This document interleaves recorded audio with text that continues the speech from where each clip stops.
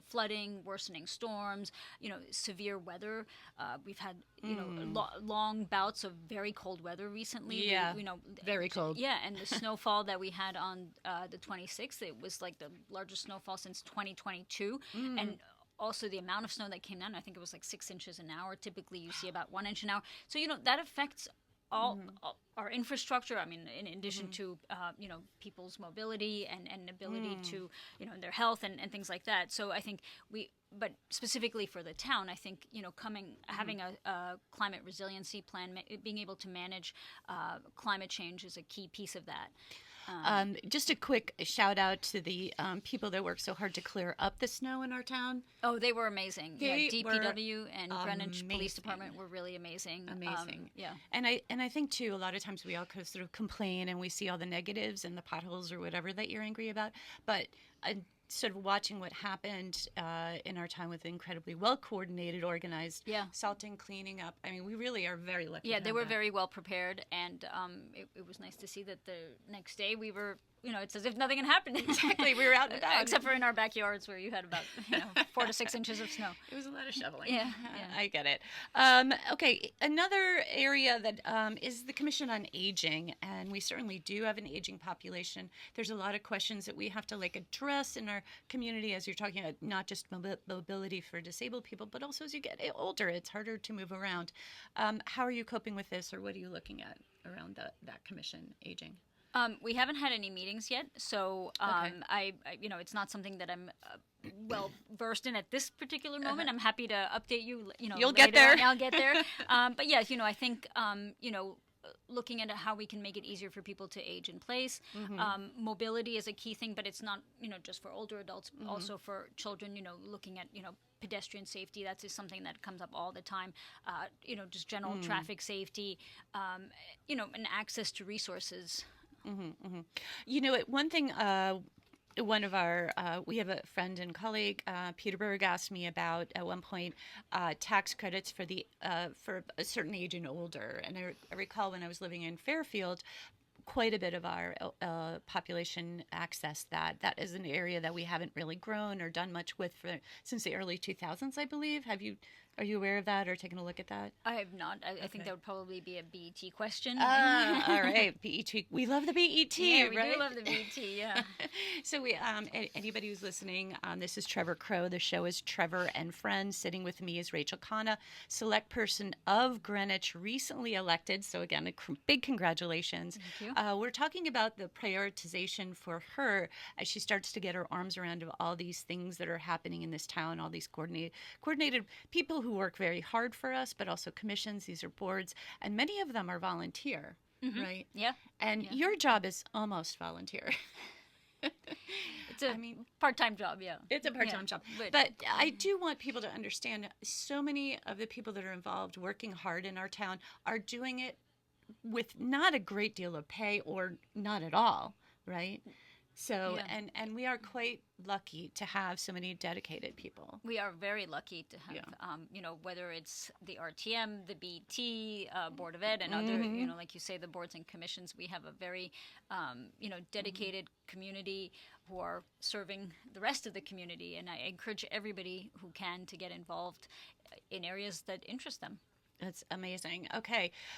Quick question. We touched on this before we got started, but we are certainly seeing federal funds shrinking, vanishing over time under this administration.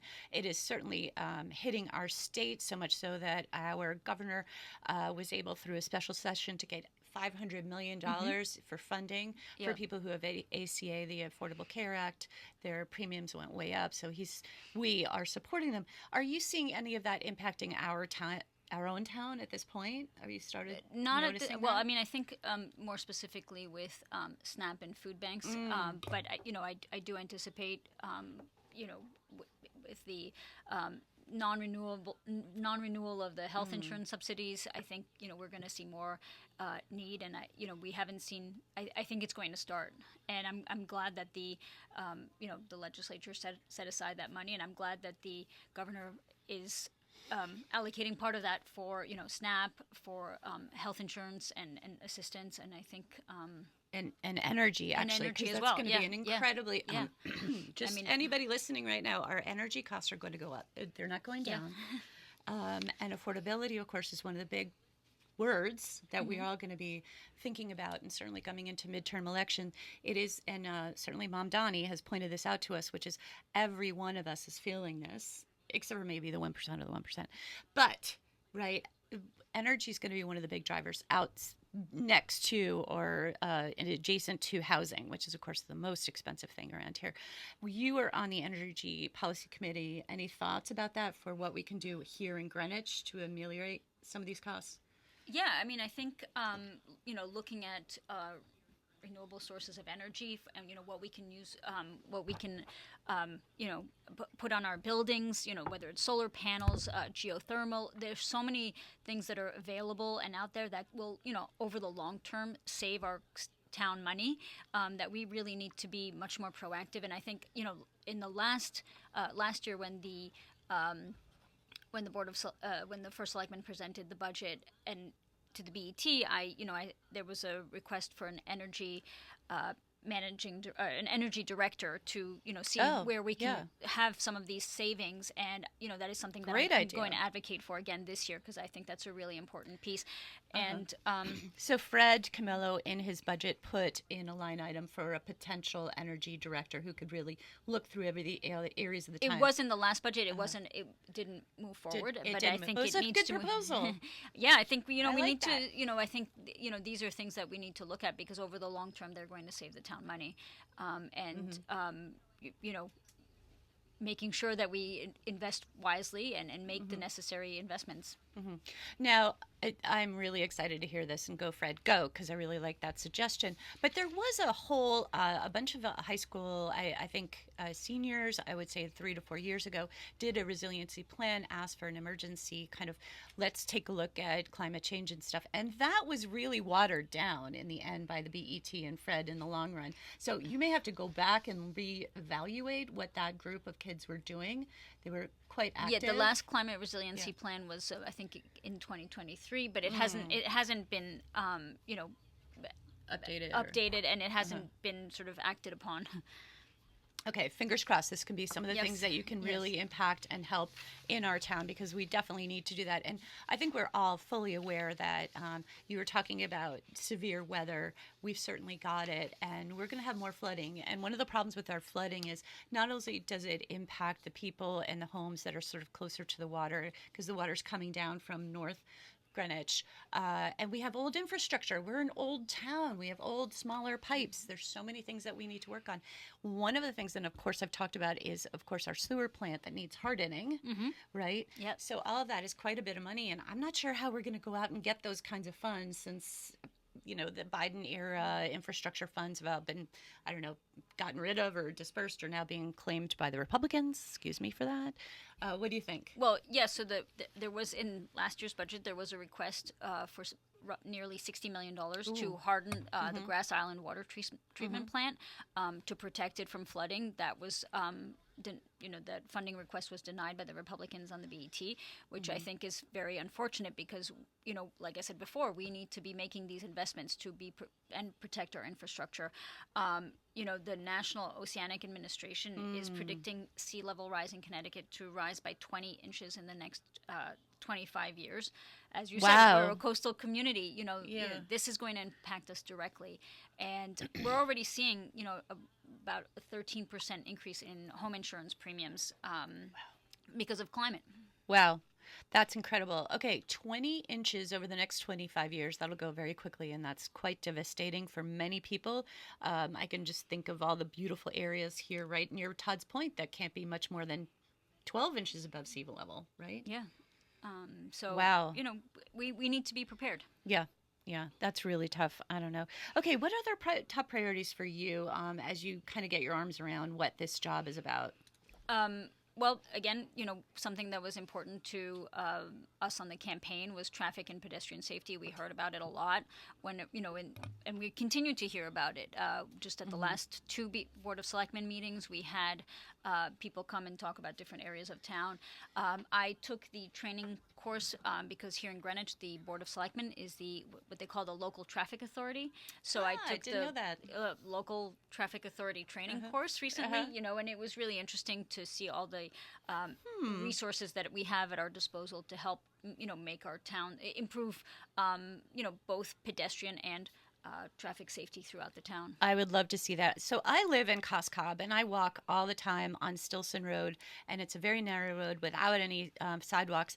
And I think we should make it one way and build sidewalks. I'll write that down. No, but I do see that this town is a very welcoming town, that it draws people out of their homes, which is so important because we have this isolation crisis. And the more that we make these walkable areas accessible and safe and able to walk to, et cetera, that you're not scared to death. I literally walked with my son's dog this morning to get coffee, worried that I might get hit by a car, that I do think that is an important part of a safe, happy community. So I'm glad you're and that focused on also ties in, all what they call active transportation. So whether it's walking, biking, different things like that, multi-use trails, all of that also ties into the, climate and resiliency and sustainability of the town aspect, because it's all interconnected, right? If you can be outside, if your air is cleaner, all of these things tie in together. So important. So I don't know if anybody knows this, but Rachel Khanna is a triathlete. And part of that, right, is riding bikes. Riding bikes. So where do you ride your bike? Because you have to ride a pretty long way. I generally ride. I live in backcountry, so I ride over there.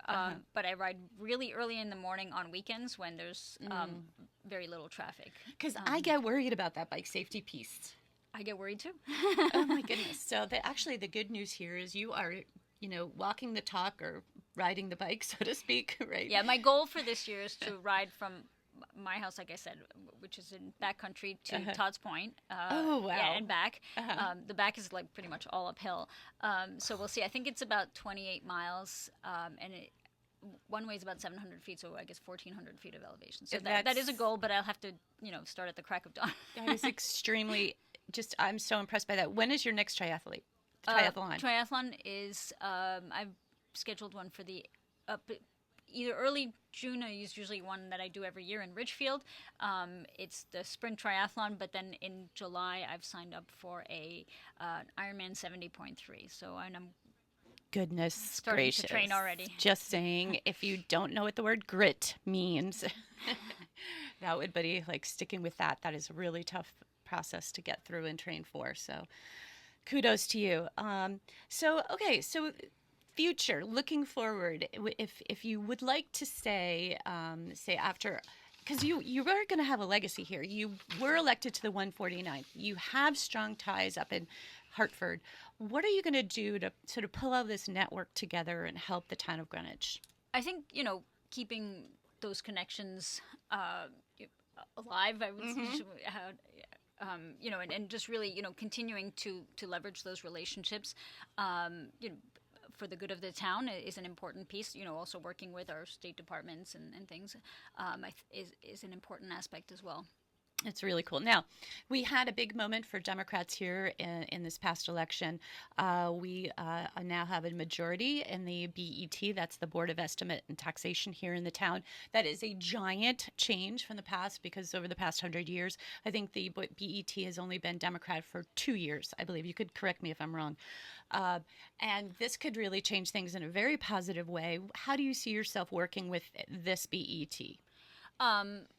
Well, I'm looking forward to working with them, and I know that one of their priorities is to develop a capital plan for the town, which I think is so important. I think that was again something that we, Anthony and I, spoke about on our campaign. Is that we have done very little long-term planning for the town, so I'm really excited that the BET is making this a priority, and I'm looking forward to to working with them and doing what I can to help that move forward. It's so important, and this is something that's been a bit of a moving target. We did have a gentleman who, I think he's a Republican actually, James Waters, who did an overall look at it. I think it was the League of Women Voters. League that of did the Women study. Voters, Yeah, and he yeah. was sort of he was I think it was Sandy's husband. I thought it was son. Either way, it was. They targeted or identified $1.5 billion of capital expense that were here that we need to look to fix and build on and plan for, and that was already 2 years ago. Yep. Yep. And gosh, given the incredible amount of inflation and the cost of anything being imported due to tariffs, that number's a whole different, bigger number. Right? Yeah, and we, it's all about planning, right? I mean, we're a big town. We have, like you said, it's about 65,000 people. We need to be planning ahead and planning for any eventuality that we're faced with, whether it's a climate event, whether it's another emergency like a pandemic. We need to be able to pivot, to react, and to be flexible. And having a plan in place allows us to do that. Yeah, I still can't believe that 5 years ago we had our pandemic, and it's still to me a little bit like just a weird thought that all of us were, inside for months and months, like a year or so. Mm-hmm. So yeah, to be able to plan for and have those, things set up in place so we're not blindsided is incredibly, incredibly important. One of the favorite things for me, and recently I heard was voted 8-0, is what we're going to do with the Hamel rink. Mm-hmm. Which I think is a wonderful thing. We do need ice skating here in this town. I know, this is something that's near and dear to my heart. Yeah. But I did hear that we've agreed to flip. Mm-hmm. So we're going to keep it in Byram. We're going to move. We're going to take the baseball field, rebuild or start to build Hamel Rink again, and then turn the old plot where Hamel Rink was back into a baseball field. Mm-hmm. So I'm glad that we're finally making progress. That's making progress. Yeah, and moving forward. I think it was under the new committee was under really strong leadership, and they were very diligent in the work that they did, and in seeking public input, and I think I hope. We got to move forward now. Yeah, we got to move forward. Yeah. Now we got to fund it, right? Yep. Because that was another item that was taken out of the budget, even though we knew that was coming. Exactly. So this is part of that whole long-term capital plan, which is when we know and we understand, we can get our arms around what we need to do, when we need to do it. It's not going to be, oh my God, that thing just fell down, which we have had schools here in Greenwich that ceilings have fallen down. That's North Miamis. We're still not ADA compliant in many schools here in Greenwich. Is that correct? I know Old Greenwich is not, and I know that there are several others that have, Yeah. So there's still quite a bit of work to do, and we're both very excited that our BE Board of Estimate and Taxation is going to set up for this plan. I don't even know where do you start with that? I'm not even sure. You'd have to ask the BET. Yes, they're doing the work. Yes, like I said, I think it's really important to set the foundation for that, and they're really committed to it, which is great. So I'm going to pivot back to the traffic and pedestrian safety. I know that Rachel Khanna was very instrumental in getting us funds or bonding to fix Glenville Center. Yeah, the Glenville corridor. Yeah. So what are we spending there? What are we doing? We've got just like about a minute left before we have to go to station break. So we improved the roads. We are there's. If you drive there now, you'll see there's sidewalks being built or installed, and just to make it the flow much easier for people. It's exciting. It's looking really nice, and now it's I've been driving through there, so it's been a little bit of a difficult time for residents there, but I think ultimately the outcome is going to be really pleasing for everybody. I'm so excited. So we have had Rachel Khanna, select woman, here sitting with us in the studio. This is Trevor Crow. The show is Trevor and Friends. We're on WGCH.com. But mostly, Rachel, thank you and congratulations. Thank you again. And you're going to have me on again. Yeah. Very big, important impact. Thank you. We need you. All right, we're going to go to station break. We'll be right back. Stay tuned.